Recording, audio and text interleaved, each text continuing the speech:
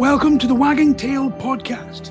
This is the podcast where we talk to both professionals and owners of our companion animals so that we can learn from their stories or their tales and we can do better for our companion animals. I'm your host, Fraser Noble, behavioural specialist at Noble Canine. I'm Jay Queck. I'm a dog trainer with Noble Canine as well. This is episode 5.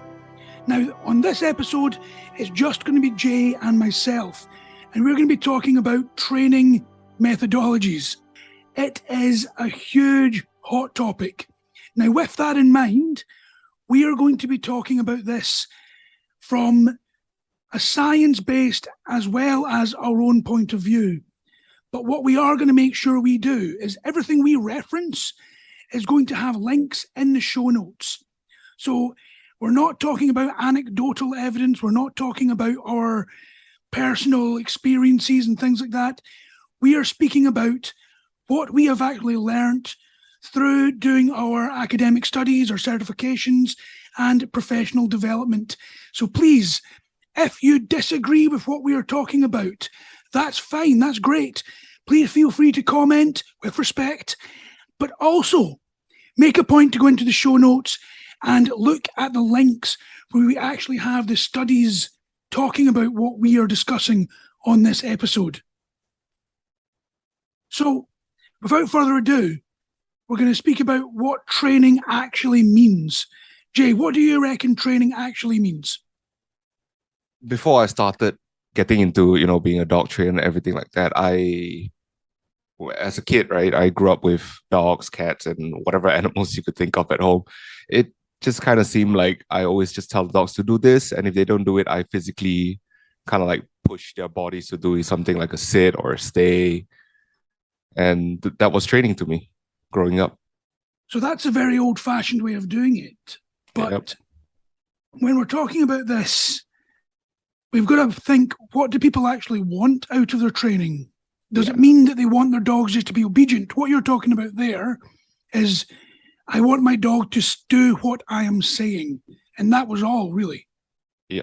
Back then, it was dog training that wasn't as advanced as it is now. What dog training actually means, to me at least, to make sure that we've got safety within the household and when we're outside. So, for example, with us in our house, we've got 3 dogs and a toddler. So it's really important for me that the dogs are trained to understand what's appropriate and what's not. But at the same time, the bond that I have with the dogs and the bond that my family have with the dogs and vice versa is very important. And if you're keeping a companion animal, in my personal view, if the animal's not happy and doesn't enjoy life, what's the point, right? Yeah, what's the point? One thing I've realized as well is like clients who come to me and then they usually have like some sort of behavioral issue with their dog, right? Maybe it's aggression, maybe it's fear, maybe it's reactivity. There's a lot of things. And all they want is to just fix that as their goal. But as they go through the training and they put in the effort with it, they start to see all the improvements with their dog. They start to have more goals. They start to see like, oh, you know what? That wasn't so bad. I actually want my dog to, let's say, I don't know, learn how to run with me in the park, or I want my dog to go for agility courses and stuff like that. Yeah, I mean, a lot of that I feel boils down to the fact that people think it's a case of problem, fix that individual problem. And they don't realize that, just like humans, dogs learn in different ways. So you can't just say, right, I'm going to fix this exact problem. You've got to understand more about your individual dog, and that's how you need to approach it. And when you're doing that, you end up seeing the potential in your dog. Mm-hmm. And with that, you can do a lot more with them. It's a really nice thing to experience when you see people going through that journey. Yeah, it is. It's just same for dogs and humans, right? Dogs require different things as well. I think before we go on, it's important that we speak about some basic knowledge which is required to understand what training methods are, because people have got a very obscure thinking on what different training methods are, they kind of make it political. And I think that's wrong, because it should be about the dogs. It shouldn't be about, oh, I want to do this because I'm right wing or left wing, or I want to do this because I support this celebrity over that celebrity. For me, that's irrelevant. So the first thing I really feel people should know about is your likes of classical conditioning and your operant conditioning. And once you've got that, it's much easier to understand what we're talking about. Okay, so for classical conditioning, we have the standard, Pavlovian dogs. When the experiment was conducted, it was him ringing a bell right before feeding time. So the dog started to automatically associate the sound of the bell to getting food. Eventually, when this was done over some time, whenever he rang the bell, the dogs would start to begin to drool, even if there was no food present. So Pavlov was able to get his dogs to react to the stimulus that had not previously reacted to. So examples of this would be a dog barks when they hear the doorbell because they have learned that, a doorbell means someone's at the door. A stranger could be happy, could be fearful, could be territorial, whichever. The reaction is still the dog barking. Or when, let's say, you always put on a cap before bringing your dog out. So whenever you put on the cap, the dog gets excited and then starts jumping around because they know that they're going to be brought out for a walk. And there's human examples of this as well. I mean, one that's slightly darker, but it really triggers how important classical conditioning actually is, because it's not a voluntary reaction. Like when you're talking about the dog barking at the doorbell, it's not the dog making a conscious decision, oh, the doorbell's there, therefore I'm going to bark. It can be a subconscious reaction to that external stimulus. So people that are suffering from PTSD, if they hear like a loud crash or bang or, fireworks, depending on where their PTSD came from, it could trigger that subconscious association with a car crash or having been in battle or whatever created the PTSD. That in itself is classical conditioning. So it's important to understand that, yes, we can use classical conditioning for good during training, but also it can be a negative thing for people and dogs alike. And understanding where that comes from means that we're able to unravel it a little bit easier just from having that knowledge. Then we look at the likes of operant conditioning. Now, this one basically deals with either encouraging or discouraging certain actions or behavior. This basically revolves around giving the animal choices, whereas classical condition revolves around an involuntary association. But we need to be very clear before we talk about this. When we say positive, it means the addition of a stimulus. And when we say negative, it means the subtraction of a stimulus. So for the first one we have is positive reinforcement, right? You probably hear that a lot. You can open up your Google page and just search for dog training, positive reinforcement pops up. So what is it? It's actually adding something good. You're rewarding your dog for a behavior that you desire or you're asking for, such as giving a treat for lying down quietly while you work at home. A lot of clients, or a lot of people in general, they don't realize how important this is because to them, it seems like I'm just rewarding my dog for doing nothing. But sometimes nothing is what's wanted because they're not overreacting, they're not negatively reacting, which is something that you don't want either. Or you grab out a rope toy to play with your dog when someone's at the door. So your dog's engaged in play, which is the reward, instead of running up to your front door and barking at whoever's at the door. I mean, and then you've got negative punishment. This is an interesting one because negative punishment is not necessarily just a punishment.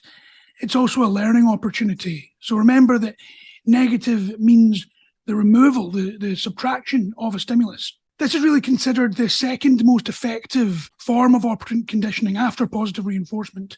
If you've got a puppy and your puppy starts biting you because they're teething, of course we understand it's because they're teething, but we don't necessarily want to allow that to continue. So you would remove yourself from the situation, effectively showing your puppy that biting means that you are no longer engaged with your puppy. Now, as social animals, one of the biggest forms of punishment would be to remove that attention. Same as like your dog jumps up on you when you come in the door, ignoring them completely until they calm down. Or if a dog's getting overexcited and playing inappropriately with other dogs, effectively, if you remove that dog from the situation, you're saying you've lost access to that play. The goal here isn't to just punish your dog, but it also kind of puts them into a position where they have to try an alternative behavior that hopefully will be one that you desire. You can think about this like the silent treatment that our wonderful wives might sometimes put onto us. If we've done something wrong, you might not get the attention of a conversation. Now, as much as some guys will say, oh yeah, that's great, it means I get some quiet time. If they're truly honest with themselves, that's not really how their brain is, taking that.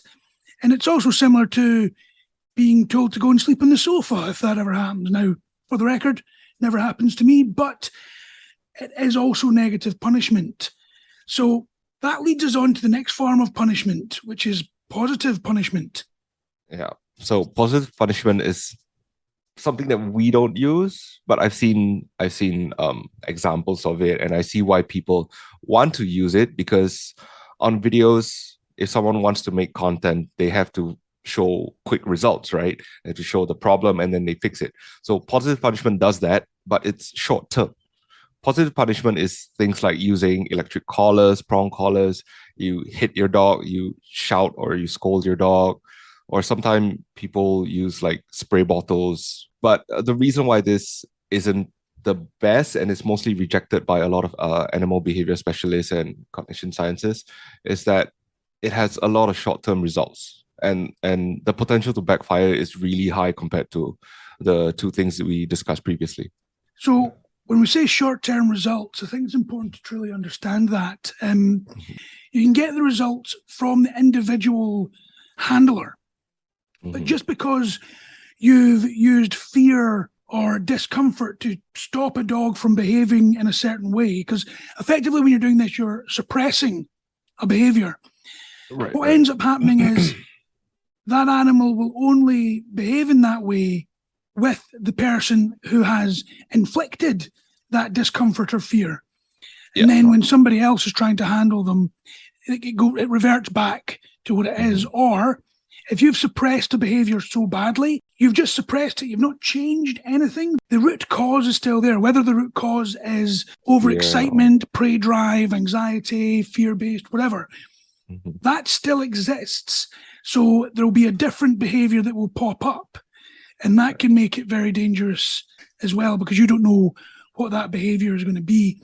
By using this form of operant training, operant conditioning, your dog doesn't really get the chance to build the trust with you. You can severely damage the relationship you have with your dog as well. And by enforcing any sort of things that we just previously discussed, it's shown to increase the stress levels of your dog as well. Not only of your dog, of yourself as well. And if you're more stressed, your dog gets stressed as well. It's just a never-ending, terrible cycle. Some dogs have been shown to be more aggressive out of fear from applying things like, your electric collars and stuff like that. And the worst thing of all is that you could actually injure your dog. I've seen dogs that started limping from being hit by owners and stuff like that. So that's just not helpful to the dog or yourself. And although, of course, we'll not mention any organizations or names or anything like that, we've worked personally with dogs who have seen other trainers, and that dog has had serious injuries like broken ribs or fractured legs and things like that. And then, of course, the behavioral outfall of that is severe, and it takes a lot more to bring that dog back. Just because we're talking in the same breath about people that are using electrical shocks or beating or hitting their dogs as people that are maybe scolding their dog or using a spray bottle or, using something like a can filled with coins, though that's all technically positive punishment, I'm not saying that all people that use positive punishment are animal abusers. What I am saying is that the science is showing that positive punishment in general, whether it be scolding or all the way up to electrocution, it is not a very effective way of teaching. Although you might get the short-term results, the dog hasn't learned, or the animal hasn't learned what the alternative behaviour is. It's just suppression. So I just wanted to make that clear before we moved on to negative reinforcement.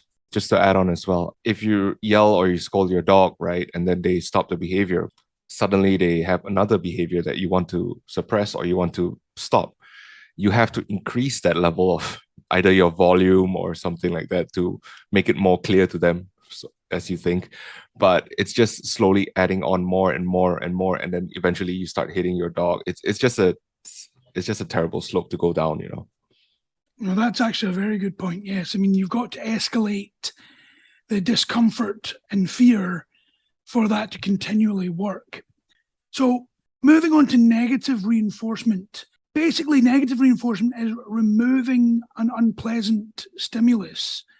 The desired action is basically what triggers that. So basically, an example of that would be, and these are ones that I've actually seen people using, is pinching a dog's ear until they stop barking. And when they stop barking, they let go. So the pain of that pinch is being released, and that's it being removed when the dog does what is desired. Or pinning a dog down until they stop growling. Effectively pinning them down until the dog gives up. Or even electrical fences. And you see people using them all the time, especially in places where you've got more land. That's basically electrocuting the dog until they come back to the land that they're allowed to be in. There's some horrific stories about that one, but effectively, with what Jay just mentioned there about having to continually escalate the discomfort before it has an impact. When I was growing up, there was a family that had 2 Japanese Akitas, beautiful big dogs. But these dogs had realised that every time they went through the fence, they would be electrocuted. Then they realised that it wasn't that bad. And the family, not wanting to seriously hurt their dogs, didn't up the discomfort or fear. So eventually the dogs just became desensitized to that electric shock, and also understanding that eventually it would stop if they get far enough away from the fence or if the collar runs out of batteries. And one night these dogs escaped and effectively got into a sheep's field and destroyed half the flock. Damn. And no surprises, in the early 90s, these dogs then were put down by the farmer. When you look at the actual studies and the actual science behind it, they're not actually educating, you're not actually training the animal, you're suppressing behaviour, which means that when there's one falter or one aspect which isn't followed to make it work, it can have disastrous consequences on top of all of the backfire that you can get just from using them. Now, that's us just talking about the required knowledge. What I'd like to do now is just talk about the types of training. So there's 4 main types of training, although really, if you want to get into it, there's multiple. I mean, so you hear some people talking about 18 types, 12 types, 8 types. To be honest, even the 4 types could be boiled down into 2 or 3. But bear with us here, just because the reason I've separated these into 4 is so that I can kind of explain the training methodologies. So the 4 main types of training are 1, aversive training, 2, positive training, 3, relationship-based training, and 4, science-based training.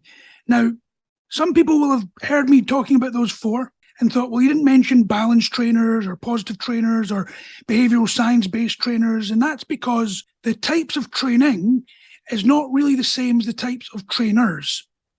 And even with that, if you have a good positive trainer, that's very, very different from a bad positive trainer. And I mean that just from their ability to coach. their ability to actually use the methodology. If you've got somebody who's teaching a client poor timing versus somebody who's got perfect timing, that's where you get the difference between somebody saying, oh, this method really worked for me, and somebody saying, this method didn't work for me at all. It might be the quality of the trainer, not just the actual methodology. But with that said, when you look at the likes of balanced trainers, now a balanced trainer is effectively using aversive training and positive training. And the idea behind that is that they balance both sides. And then you get positive trainers who, many of whom just use basic positive training, some of whom will use positive training and relationship-based training, and some of whom will use positive training, relationship-based training, and science-based training. So that's why I've separated positive, relationship, and science-based, because although we use all three, positive, relationship, and science-based, not every positive trainer does. And that's kind of where I'm getting at with using different methodologies, as well as the ability to coach and things along those lines. So let's just look at the first one, Jay, alpha dominance-based dog training. I mean, if you guys have been following us, I posted a video a couple weeks back, was it? That was on being the alpha to your dog and how it's very commonly misunderstood. A lot of people think that being the alpha or being the dominant one with your dog is that I have to make sure that my dog listens to me. They have to always look to me if they want to do anything, basically always seeking permission. But in the same way for humans is that if you have a terrible leader, you're going to start questioning your leader because your leader's not giving you the right information, not giving you the right rewards or room to grow even. So for alpha dominance dog training, it heavily relies on positive punishment. I try to say that 3 times. Alpha-based training also requires setting a lot of ground rules, like you always have your dog following 2 steps behind you, or your dog is only allowed to eat after you're done eating yourself. So on top of that, the alpha dominance dog training methods are basically modeled on pack behavior amongst wolves, which was originally done in 1947 by a man named Rudolf Schneckel. Now, he did a paper called The Expression Studies on Wolves. Now, one of the big things you've got to realize about this is that that study was done in 1947 for a start. So the surrounding knowledge on canines in general was a lot less than it is today. But on top of that, this study was done in a zoo. This study was not done by observing wild wolves. It was done by captive wolves in a zoo. Captive wolves in a zoo who did not come from the same area or pack. So you've got a bunch of animals who don't come from the same area, who don't come from the same packs. They were just captured and all put into a cage, effectively. And then they studied that behavior and set a full wave of dog training history based on that, which is wild. Because if you put any animal from different areas and different families into a enclosure, you're going to get very poor representations of what their behavior is actually like. Now, then we've got the next man who in 1970 wrote about the alpha wolf, and this was Dr. David Meck. The most amazing thing about Dr. David Meck is this. He was a scientist, and although he did that study and he spoke about the alpha wolf, and he's the one that talks about the alpha, he's the one that made that famous. But that same scientist, this same wildlife biologist, later on renounced his own study, pointed out all of the flaws in his own study, and openly speaks about how he regrets that his initial book continues to be published. Now, if that in itself doesn't tell you a little bit about that methodology, I don't know what will. And one of the things that was highlighted after the fact, after they realised about alpha being incorrect with this representation, is that even within a wolf pack, wild wolves, it's been shown that they actually live in family units. The alpha is basically the parents or the grandparents. There's no real dominance competition amongst the family units. And again, please go into the show notes and take a look at Dr. Meck's book and his his attempt to pull it back off the shelves. All of this is in there. And as Jay said, there's nothing wrong with being a leader to your dog. We're not saying you can't be a leader. It's saying that you've got to be an appropriate leader. Being a leader is not being an alpha or a boss. It's being a good leader. And a good leader is always going to be calm and consistent and confident and clear with what they're wanting you to do. If you think about any of the bosses you've had in your career, the moment you have any of them trying to be dominant or aggressive towards you, you instantly lose respect for them and you'll do the bare minimum. But if you've got a good leader, somebody that gives you that opportunity, somebody that's always confident and clear in what they're expecting, you tend to go over and above when it comes to following them. Now, I know we've gone on about that one quite heavily, but it's one of these big contention points amongst dog training and people's understanding. So now we'll go on to another one, which there's a massive misconception of, but also is very quickly gaining a lot of proper understanding and popularity, and that's positive reinforcement training. So for positive reinforcement training, we use mainly shaping and luring. By doing this, you're actually setting your dog up for success. When you train your dog to sit at home, make the decision to sit at home. Can they do it while they're in the lift with another stranger in the lift? Can they do it while they're outside or they're at a dog run playing with another dog? You have to slowly build up every step of the way. You can't expect your dog to be able to sit at home and then suddenly sit while there's 3 dogs running around them. It might not work that way. So for this form of training, we use markers. There are primary and secondary markers. So primary markers are things that are innate for dogs, which is food, affection, and play. And then for secondary markers, which are only learned, are things like your verbal markers or clicker training. Now, these forms of positive reinforcement trainings are being used in our current day working dogs and military and police dogs as well. The Metropolitan Police in the UK have started using positive reinforcement, certain units in the NYPD as well. And if you've seen the show Dogs Might Fly, which is by Victoria Stilwell, she actually taught a dog the controls of a plane using positive reinforcement training. Because there used to be an argument where people said, oh, positive reinforcement training is great for puppies and easy dogs, but you can't do complex tasks. But that's actually wrong. And then they were saying that you can't do it with aggressive dogs. But when you realize that aggression comes from a place of fear, actually positive reinforcement is the most effective way to deal with aggressive dogs. You just need to also make sure that your management is very much on point when you're doing it. So this next part here, when we speak about relationship-based dog training, this one's quite interesting because a lot of people don't consider relationship-based training different from positive training. But because a lot of people don't even think about this within positive training, including a lot of trainers, I felt that it was important that we separate it. This is also a very important aspect when you're dealing with a dog that has fear or like a skittish dog. This is where we focus on the bond. I always like to put this into the perspective of a relationship bank account. And you can look at this within any relationship, whether it be a friendship, a marriage, whatever. But for the sake of dogs, I use this as well.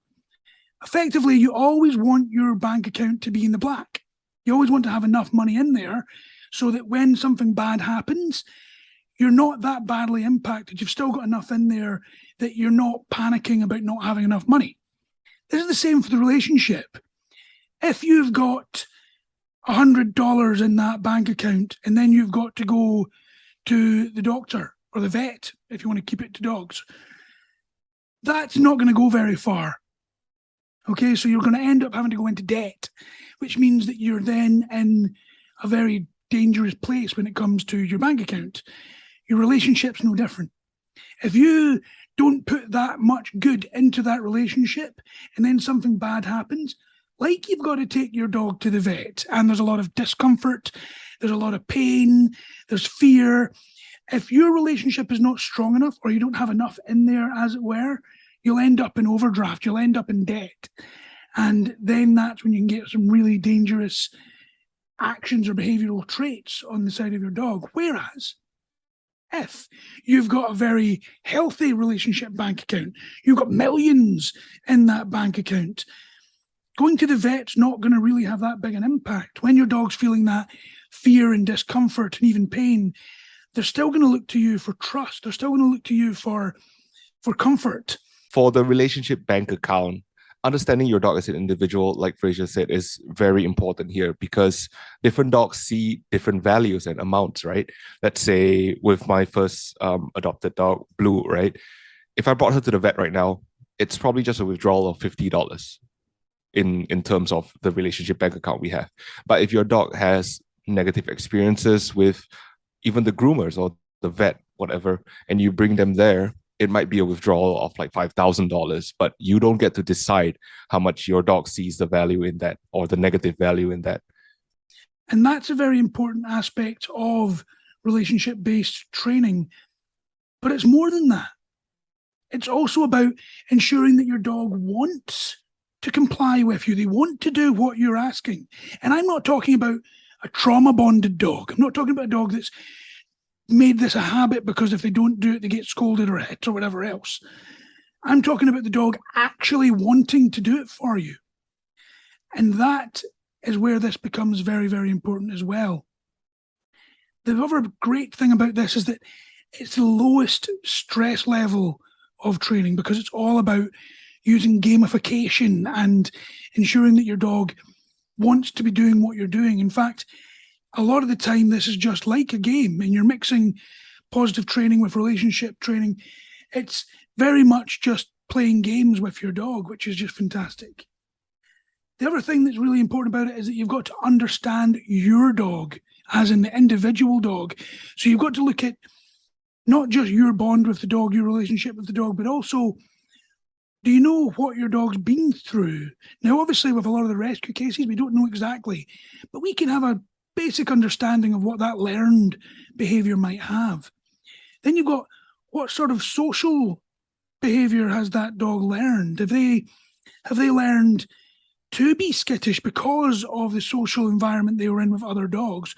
Or have they learned to be confrontational because of the way other dogs were around them, or indeed the way people were? And then you've got genetics, which, don't worry, I will not go down the rabbit hole too deep on this, but it's massively fascinating. And effectively, what our dogs have been bred to do does have an impact on their behavior. Now, before anybody gets all up in arms and talks about the nature versus nurture, these are all interconnected. These three sections of learned behavior, social behavior, and genetics, they're all linked. So there's no nature versus nurture. Behavior of an animal is shaped through nature and nurture. So it's up to the individual situation that actually shapes this. But understanding that for your dog does make this a lot more effective. And of course, being able to read your dog. If you learn a little bit more about body language and calming signals, you're able to identify when your dog is stressed and needs help and when they're feeling confident and playful. And indeed, it helps you understand what they're actually looking for from you. But again, like positive training, this is always about making sure that you're setting your dog up for success. So when you're working with this, whether it be setting up a training scenario like Jay was talking about earlier, or setting up a behavioral scenario to ensure that your dog's going to make the correct decision or to encourage your dog to make the correct decision, you've got to do everything you can so that you don't obstruct the success. So you've got to look at triple D, as we call it: distractions, distance, and duration. So is there too many distractions around for the dog to be successful? Change it. Are you too far away, or are you too close, depending on what you're trying to achieve? And have you been at it too long? Duration.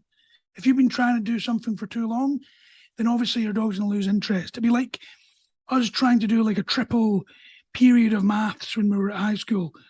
I don't know about you guys, but if that was me, I would switch off very quickly. So it's about setting them up for success. And of course, understanding if there's any medical conditions or physical injury or discomfort, that's going to have a big impact on your dog's ability to learn and be successful at what you're trying to do. And again, not everybody considers relationship-based training distinct from positive training, but it's definitely worth separating just for the clarity and the concept of what this actually is. Okay, so next we have science-based dog training. So science-based dog training seeks to utilize any form of evidence to achieve your desired result. So you have to always keep up to date. If your trainer is still using techniques and methods from the 1960s in current day, I suggest that you find another trainer because it's the same as you're going to the hospital and then you seek treatment that is only used in the 1960s for yourself as well. It's just not fair to the dog and to yourself. The study of dog cognition and learning is still relatively new to us, and animal behaviors are learning more through new studies and experiments every day, every week, every hour, even. Science-based training seeks to understand dogs and their ability to be conditioned. It evaluates the effectiveness of various rewards and punishments, even though science-based dog training is still new, but I would say that it is so fast in its advancements. Like recently, Fraser and I were talking about this one as well. The dogs don't actually see jealousy the way we perceived it. So the way we thought dogs see jealousy is like, okay, initially I thought Blue was jealous of my second dog, Ori, if I was giving her too much attention. So what would we do in that situation? We would be jealous. We would just go like, oh, you know what? I'm so jealous of all the attention that this person is getting. But the way dogs see it is that I'm jealous of the attention that Jay is giving Ori. You know what? I'm going to try and take the attention away. That's how they see it. They don't see it the same way that we do. So it's very important that trainers and behavioral specialists stay up to date on all of the science-based dog training because it is constantly evolving and changing. But it largely just means to your trainer or even yourself committing to following the most up-to-date and well-researched training methods available. Now, just touching on the jealousy one, that was actually brought to our attention because of the Dog Behaviour Conference. It's an annual conference that's held by the VSA. And it was very interesting. These conferences are brilliant. And in recent years, one of the good things that has come out of the COVID-19 epidemic is that they're not all in person. So you can be attending these conferences from anywhere in the world just using Zoom, which, to be honest, living in Singapore and most of the conferences being either in the UK or the US, it suits me down to the ground because it means that I'm not needing to try and organise my family holidays around, behaviour conferences, which we may have done in the past, much to my wife's dismay. But it's very important that we do keep up to date with things like that. So with that said, I will share links as well to things like the VSA Annual Behaviour Conference. There's other ones as well. Dr. Tom Mitchell has great programs he does, giving the most up-to-date things. And there's a number of great people out there that do it. If I went through the list, it would just take too long. But for anybody that's interested, please continue to study. Please continue to be involved in this because this is, I know most people could probably tell that this is where my passion sits, is the continual learning of animal cognition. And the more we know about animals, about not just dogs, but every animal, the more we can live with them, the more we can not just help them, but also have them help us. Like we've been using dogs, for example, for tens of thousands of years to help us, whether it be through hunting or shepherding or protection. And this just continues to get more and more and more to the stage where back in the day, a police dog could only do 3 jobs because it was being taught through using, dominance-based theory. And then when we started to understand a little bit more about canine cognition and how they learn and what we can do to have them learn, now you've got dogs that are general purpose dogs that are able to do 13, 14, 15, 18 different jobs because the dog sees them as games, as tasks that they can do. So in one shift, you can have a dog that's taking out the bad guy and then looking after the old lady and, all of these great behavioral shapings that we can do with these animals. And this is all down to science-based learning. It's not about politics. It's about education. It's about understanding and knowing what we can do to continually improve ourselves and improve our relationship with our companion animals.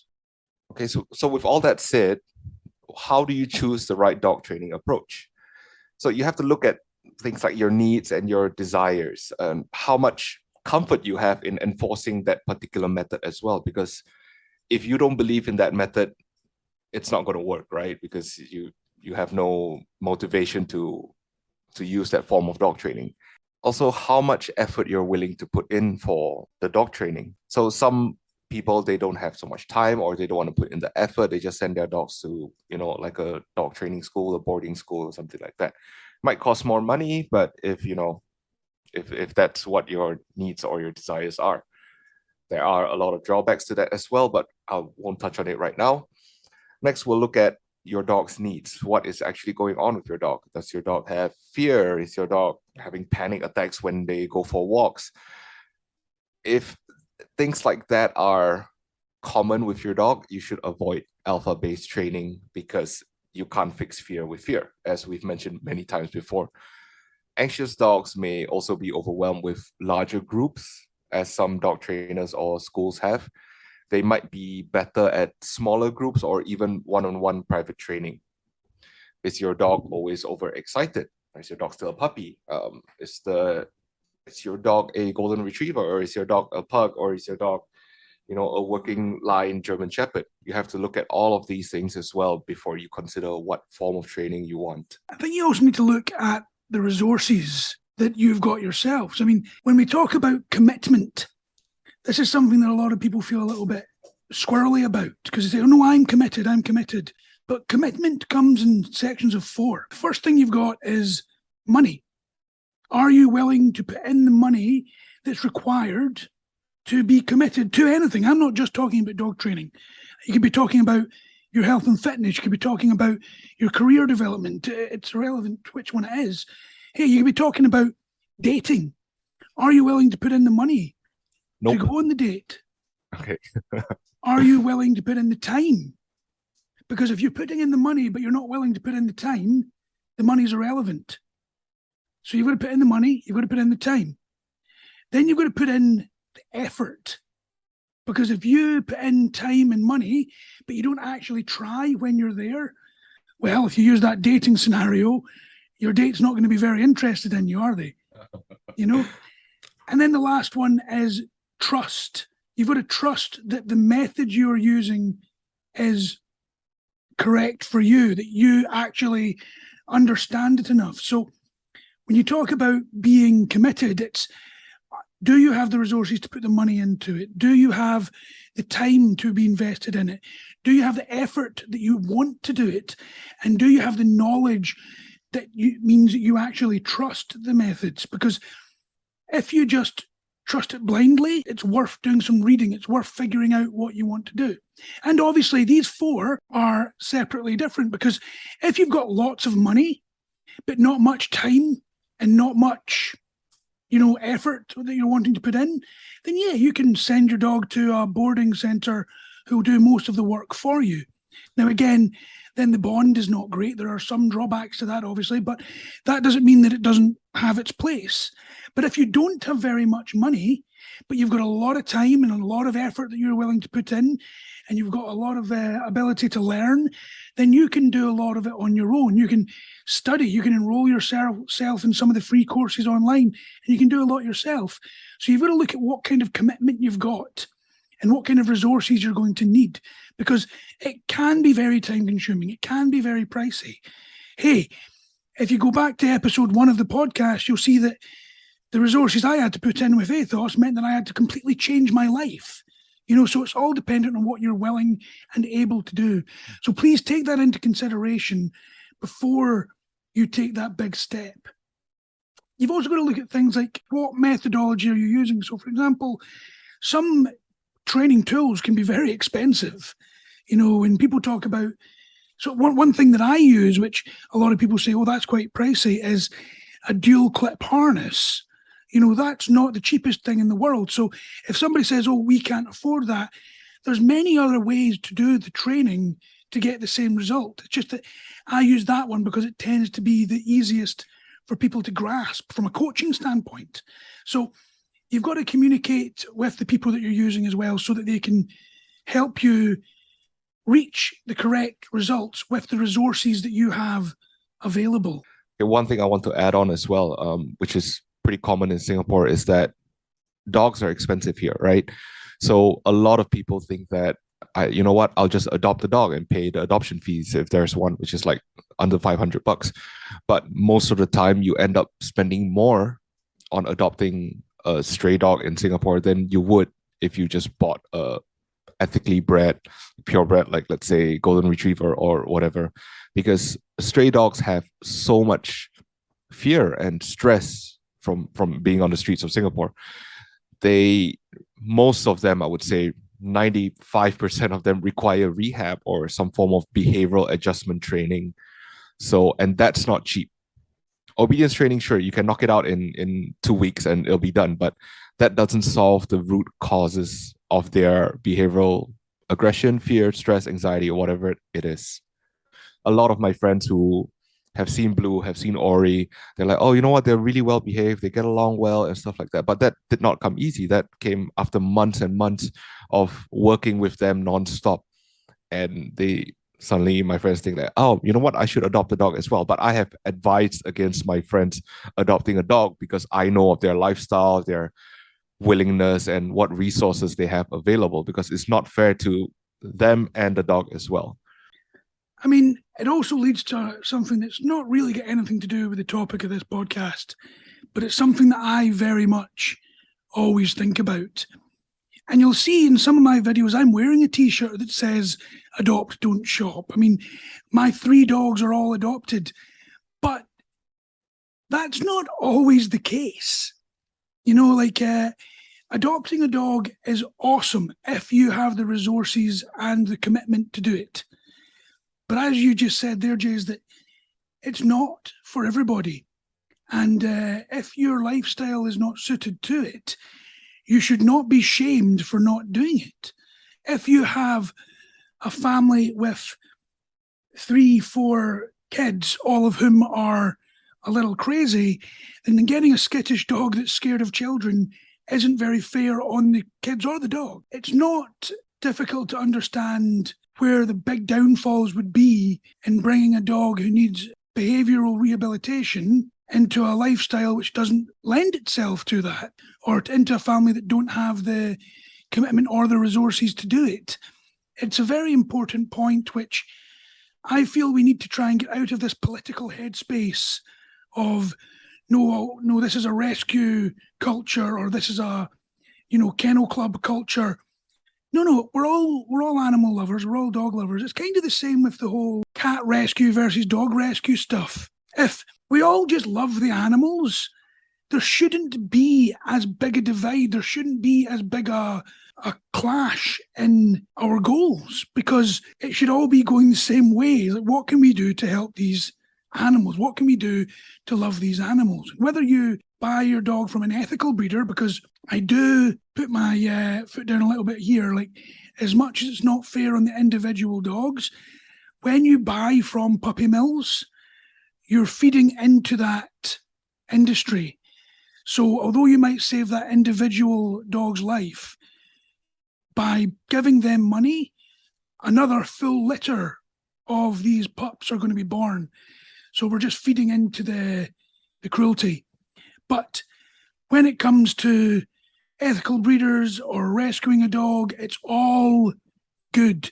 It's all based on your ability, your resources, your commitment.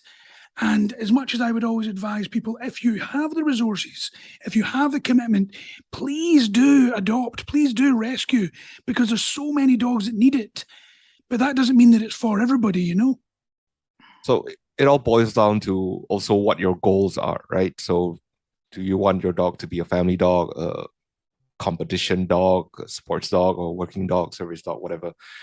Apart from your goals, you have to see whether your dog is capable of doing something like that. You wouldn't adopt a fearful, stressed out dog and try to train them to be a service dog or working dog, would you? Because it's not fair to put that kind of pressure onto a dog who hasn't even learned to be integrated into our community yet. They don't know how to be a domestic dog.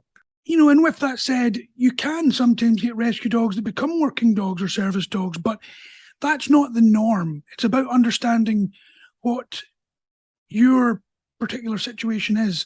Do you need to do rehabilitative behaviour therapy with your dog to just get them to be a good canine citizen and family dog?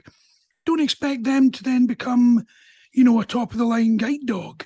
These guys are guide dogs or service dogs. They're bred specifically for that. They go to specific training schools. They're selected. That's very, very important that you understand that there's specialised trainers for these areas. So don't get drawn into the misconception that you can just take your border collie that you bought from a pet shop and expect that dog to be able to work an 18-hour day on a farm herding cattle. That's a different requirement with training and breeding and all of that stuff. So basically, at the end of the day, I think we just need to understand that it's not just about the dog. It's also about the owner, the adopter, the handler, and about what they are able to do, what the dog's able to do, your understanding of the different training methodologies, and choosing the one that you deem to be the most appropriate for you. And as much as, obviously, from listening to this podcast, you can tell where both Jay and myself stand, yes, I would love people to make sure that they read up about the most, scientific-based training methodologies that are not just the most effective, but the most kind towards the dog. It's really down to your individual choice, because you cannot be forced into doing something that you don't want to do. And with that said, I just want to remind everybody again, please feel free to comment on this episode, ask questions. It's important to open up that dialogue, but also make a point of looking at the links in the show notes and doing a bit of reading and understanding about where all of this is coming from, and understanding that it's not political, it's academic. It's about doing what's best for ourselves and our dogs.